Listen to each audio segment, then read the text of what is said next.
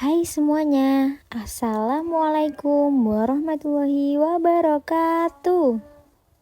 Perkenalkan, saya Puput Saidatunisa sebagai perwakilan kelompok dari kelompok 5, mata kuliah pelajaran tematik terpadu yang akan menjelaskan tentang pendekatan saintifik PTT. Materi ini disusun oleh Adha Pratama, Puput Saidatunisa, M. Hamdan Yuafi, Migi Hadi Setiawan.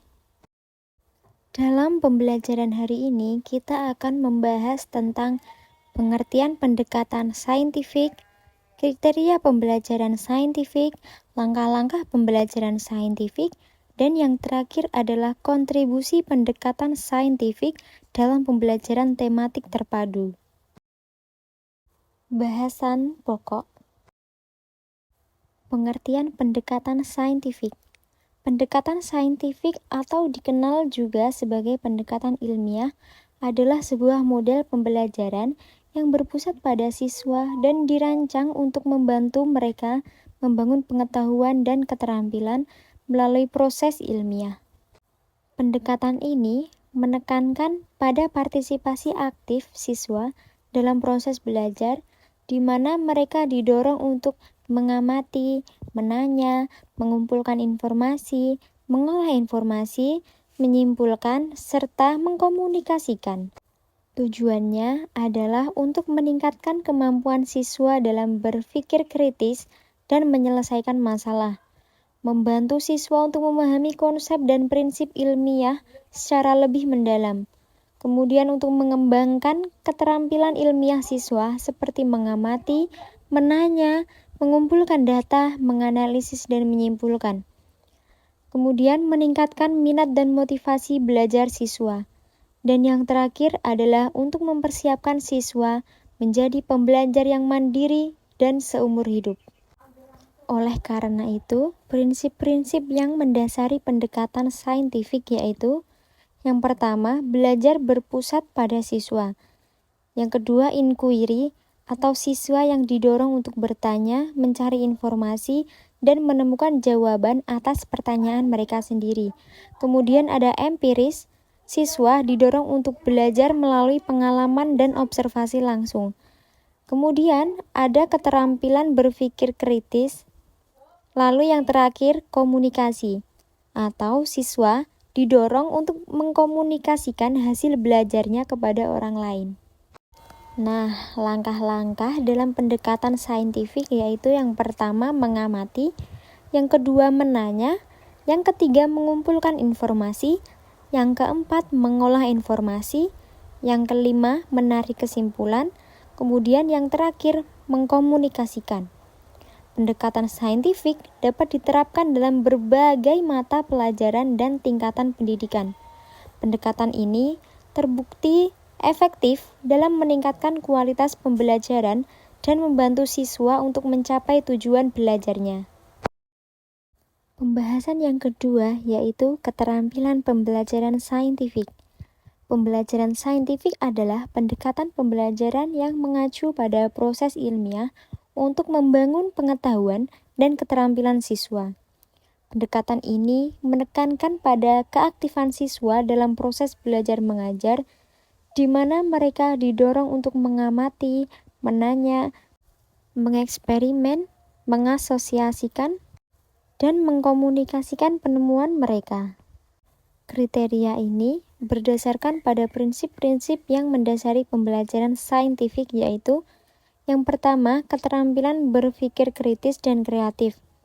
Siswa didorong untuk menganalisis informasi, memecahkan masalah, dan menghasilkan ide-ide baru. Kemudian yang kedua, keterampilan komunikasi. Siswa dapat menjelaskan pemikiran mereka secara lisan dan tertulis, serta mendengarkan dan memahami orang lain. Dan yang ketiga itu, keterampilan kolaborasi. Siswa dapat bekerja sama dengan orang lain untuk mencapai tujuan bersama. Yang selanjutnya adalah keterampilan literasi sains. Siswa diharapkan dapat membaca, memahami, dan menggunakan informasi ilmiah. Dan yang terakhir yaitu sikap ilmiah. Siswa memiliki rasa ingin tahu, ketekunan, dan keinginan untuk belajar. Kriteria pembelajaran saintifik dapat digunakan oleh guru untuk merencanakan, melaksanakan, dan menilai pembelajaran. Guru dapat menggunakan kriteria ini untuk memilih kegiatan belajar yang tepat, memberikan umpan balik kepada siswa, dan mengukur kemajuan belajar siswa. Penerapan kriteria pembelajaran saintifik dapat membantu siswa untuk yang pertama, mengembangkan keterampilan berpikir kritis dan kreatif. Kemudian, untuk meningkatkan pemahaman mereka tentang konsep ilmiah. Kemudian, mengembangkan keterampilan komunikasi dan kolaborasi. Serta yang terakhir, untuk memperkuat sikap ilmiah mereka. Pembahasan yang tiga yaitu langkah-langkah pembelajaran saintifik. Yang pertama, ada mengamati atau observing. Pada tahap ini, siswa didorong untuk menggunakan panca indera mereka untuk mengamati objek, fenomena, atau peristiwa yang akan dipelajari. Contoh kegiatannya seperti mengamati pertumbuhan tanaman, perubahan warna pada bunglon, atau mengamati pergerakan benda di air. Langkah yang kedua yaitu menanya atau questioning. Setelah mengamati, siswa didorong untuk mengajukan pertanyaan tentang apa yang mereka lihat atau alami. Pertanyaan ini dapat berupa pertanyaan tentang fakta, konsep, atau hubungan antar konsep. Contoh pertanyaan yang bisa diungkapkan yaitu mengapa tanaman bisa tumbuh, apa yang menyebabkan bunglon berubah warna, atau mengapa benda yang dilempar ke atas akan jatuh kembali ke bumi. Kemudian mengumpulkan informasi atau experimenting. Dalam tahap ini, siswa mencari informasi untuk menjawab pertanyaan yang telah mereka rumuskan. Contoh kegiatannya seperti membaca buku tentang fotosintesis, melakukan eksperimen untuk melihat pengaruh cahaya terhadap pertumbuhan tanaman, mewawancarai ahli tentang sistem tata surya. Langkah selanjutnya yaitu mengolah dan menganalisis data atau associating. Setelah mengumpulkan informasi, siswa mengolah dan menganalisis data yang diperoleh. Mereka dapat membuat tabel, grafik, atau diagram untuk membantu mereka memahami data.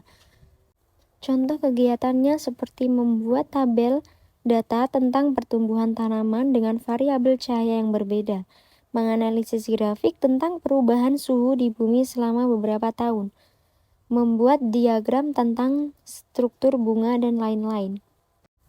Berikutnya yaitu menarik kesimpulan. Pada tahap akhir, siswa menarik kesimpulan berdasarkan hasil analisis data. Contoh kesimpulannya seperti cahaya matahari berpengaruh terhadap pertumbuhan tanaman. Yang kedua, suhu bumi mengalami peningkatan dalam beberapa tahun terakhir. Dan bunga memiliki struktur yang kompleks dan memiliki fungsi yang berbeda-beda. Kemudian langkah yang terakhir yaitu mengkomunikasikan atau communicating. Siswa mengkomunikasikan hasil temuan mereka kepada orang lain. Ini dapat dilakukan secara lisan, tertulis, atau melalui presentasi. Contoh kegiatannya, presentasi hasil eksperimen tentang pengaruh cahaya terhadap pertumbuhan tanaman, membuat laporan tertulis tentang perubahan suhu bumi, membuat poster tentang struktur bunga. Pembahasan yang terakhir yaitu kontribusi pendekatan saintifik dalam pembelajaran tematik terpadu. Pendekatan saintifik merupakan sebuah strategi pembelajaran yang menekankan pada proses ilmiah dalam membangun pengetahuan dan keterampilan siswa. Penerapan dalam pembelajaran tematik terpadu memberikan kontribusi positif dalam beberapa aspek. Yang pertama yaitu meningkatkan keterampilan berpikir kritis dan kreatif. Pendekatan saintifik mendorong siswa untuk aktif dalam proses pembelajaran melalui tahapan mengamati, menanya, menalar, mencoba, dan mengkomunikasikan. Yang kedua yaitu memperkuat pemahaman konseptual dan keterampilan prosedur.